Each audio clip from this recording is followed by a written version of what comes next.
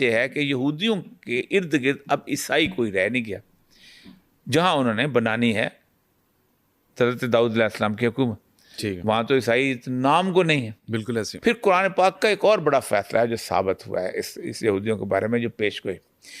قرآن کہتا ہے ضربت علیہم الذلۃ والمسکنۃ وباؤوا بغضب من اللہ، ہم نے تم پر مسلط کر دی ذلت اور رسوائی اللہ کے وقت قیامت تک تم پہ. تم کبھی اب آپ اوپر نے ہاں ایک طرح سے آتے حبل من اللہ و حبل من الناس، یا تو تم معافی مانگ کے اللہ کی طرف رجوع کرو تب تم عزت سے، پھر تم عزت تمہیں دے، یا تمہیں دنیا میں انسانوں کا کوئی گروہ مدد کرے گا، اکیلے تم طاقتور نہیں ہو سکتے. اچھا، اس لیے جب تک امریکہ ان کے ساتھ نہیں تھا، بالفورڈ میں انگلینڈ ان کے ساتھ نہیں تھا، یہ رلتے پھرتے تھے پوری ٹھیک ہے. دنیا. تو اب اس وقت جو لڑائی ہے میں آپ کو بتاؤں یہ ہمارے ساتھ. اب دوسری طرف آ جائیں جو امام مہدی والا. ہم آتے ہیں، ہمارا مسئلہ یہ ہے کہ ہمارے بارے میں یہ ہے کہ رسول اکرم صلی اللہ علیہ وسلم نے ایک ٹائم لائن بتائی ہے، جن میں سے پہلی ٹائم لائن جو میں اس کے بیان کر چکا ہوں وہ ہے 1920 کے پاس ویسے شروع ہوتی ہے جیسے 1920 میں یاجوج اور ماجوج کی آنے سے شروع ہوتی ہے. ٹھیک ہے. آپ صلی اللہ علیہ وسلم فرمایا دیکھو تمہاری کڑیاں ٹوٹیں گی، اور سب سے پہلی کڑی جو ہے تمہاری مرکزیت کی ٹوٹے گی، خلافت کی ٹوٹے گی. پھر میں نے کہا 1920 میں نیشن اسٹیٹ شروع کی، جی بالکل. جو پوری کی پوری خلافت عثمانیہ ہے وہ 17 یا 18 ملکوں میں تقسیم کر دی گئی. بالکل. اور جتنا زیادہ تیل کی دولت تھی اتنا چھوٹا ملک بنایا گیا، بحرین بنا دیا، کویت بنا دیا، فلاں بنا دیا، یہ بنا دیا. ٹھیک اسی دوران وہ آپ کو پتہ ہے کہ یروشلم کا جو علاقہ ہے وہ برٹش نے اپنے پاس لے لیا اور برٹش نے اس کو پروٹیکٹیڈ بنایا سب کچھ. پھر آپ نے فرمایا کہ یہ یوں اس کے بعد تمہارے اندر تبدیلیاں آنا شروع ہوں گی، جن میں جو مشہور حدیث ہے حضرت جبریل، جس حدیث جبریل کہتے ہیں کہ رسول اکرم صلی اللہ علیہ وآلہ وسلم کی پاس جب آخری دفعہ صحت ہوئی ہے تو ایک بڑے زبردست قسم کے کپڑوں میں ایک شخص شاندار خوبصورت انسان آپ کے پاس آ کے بیٹھ گیا. انہوں نے آپ سے کچھ سوال کرنا شروع کر دیے. پہلے سوال کیا ایمان کیا ہے، پھر کہا اسلام کیا ہے، پھر کہا گیا اپنا کہ احسان کیا ہے، پھر پوچھا کہ قیامت کب آئے گی. ان کا جتنا تم جانتے ہو اتنا میں جانتا ہوں، زیادہ نہیں جانتا.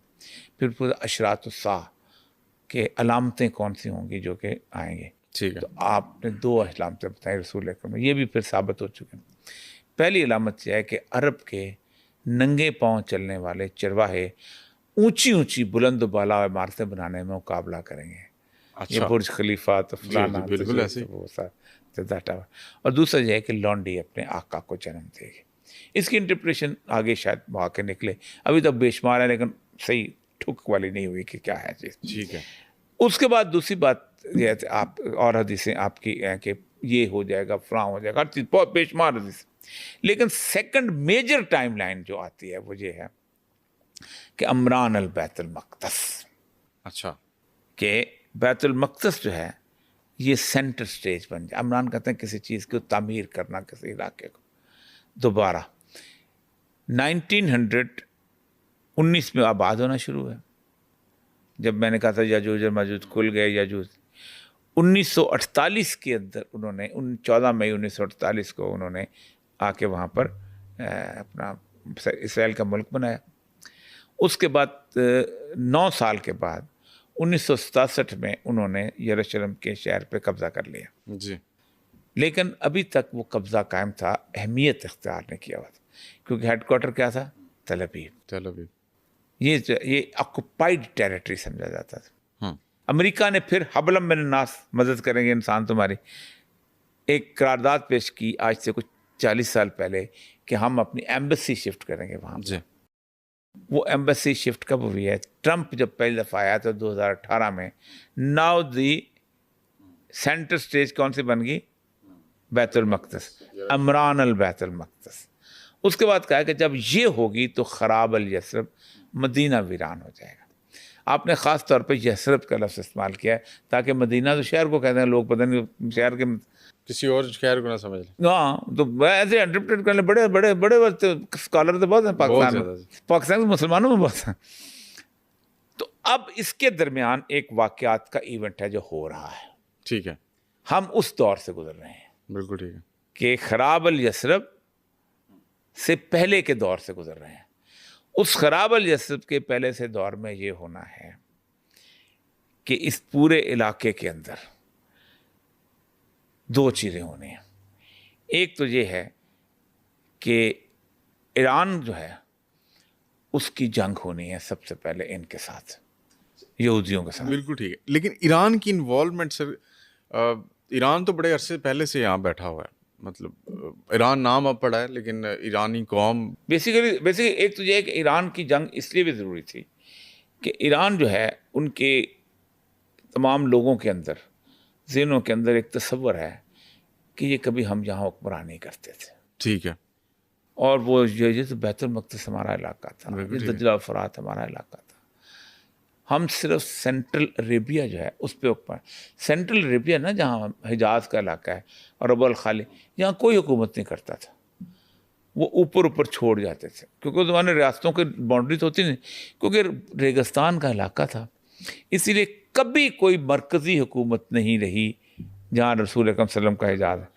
کبھی وہاں پر کوئی کسی کا اقتدار نہ رومنز کا رہا ہے، نہ ایجپشنز کا رہا ہے، نہ بابر و نینوا کا رہا ہے، نہ کسی اور چیز کا. مرکزی حکومت نہیں. سکے بھی رومن استعمال ہوتے تھے جیب کر. رسول اکرم نے جب مدینہ میں تو سکے رومن استعمال تھے. عبدالملک مروان نے آگے سکہ پہلا شروع کیا مسلمانوں کا، سکے بھی نہیں تھے.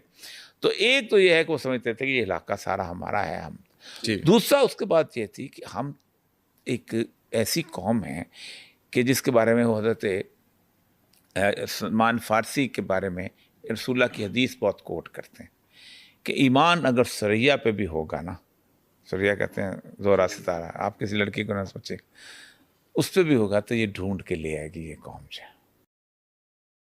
ایرانیوں. دوسری بات یہ ہے کہ عرب ورلڈ کی سیادت اور قیادت جو ہے وہ تو اس کے بعد ٹرکس میں تقسیم ہو گئی تھی. ٹرکس جو تھے انہوں نے اس کو لے لی تھی عربوں کے وہاں سے. لیکن ایرانی جو تھے نا یہ ٹرکوں سے مختلف تھے. ان کے اندر علم جو تھا وہ ان کے اندر تھا. تمام تر آپ کو نعتیں بھی یہاں ملیں گی، تفسیریں بھی یہیں ملیں گی. صوفیاء کا ایک بہت بڑا گروہ تھا جو یہاں پر تھا. تو اس ایران کے اندر وہ ایک ایسا ایران تھا جو کہ اس وقت تو سنی شیعہ اسٹیبلش نہیں تھے. شیعوں کا مرکز تھا نجف میں، یہ سنیوں کا مرکز تھا، خاص طور پہ نقشبندی صوفیاء کا مسئلہ تھا. تو لڑائی ہو گئی کزنز کی آپس میں، صفیوں کی خلافت عثمانیہ والے ترکوں کے ساتھ. اچھا. تو ضربہ تو آذربائیجان میں ان کے پاس سے انہوں نے آ کے ایران فتح کر لیا. ٹھیک ہے. اس زمانے تک سے تھا کہ خواہ محمود غزنوی ہو، خواہ التمش ہو، خواہ کوئی اور ہو، وہ خلافت عثمانیہ سے سند لیتا تھا. وہ خلافت عثمانیہ والا خلیفہ ہوتا تھا، یہ بادشاہ ہوتے تھے.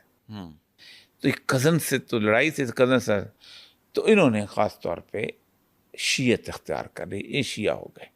اور پھر انہوں نے نجف کی بجائے لیبنان اور سیریا کے اس گروپ کو جو ولایت فقیہ ان کو زیادہ ملا صدرہ وغیرہ ان کو لا کے یہ یہاں پر کیا. اور کسی بھی حصے میں آپ چلے جائیں تو بہت زیادہ پھر جتنے بھی اس مسلک کے لوگ تھے ان کو نکالا، سب کچھ بہت زیادہ خوفناک صورتحال. بڑی لمبی کہانی میں آج کے دور میں نہیں جانا چاہتا. لیکن سر جتنی بھی مسلم ریاستیں، صرف ایک فکر پلیز.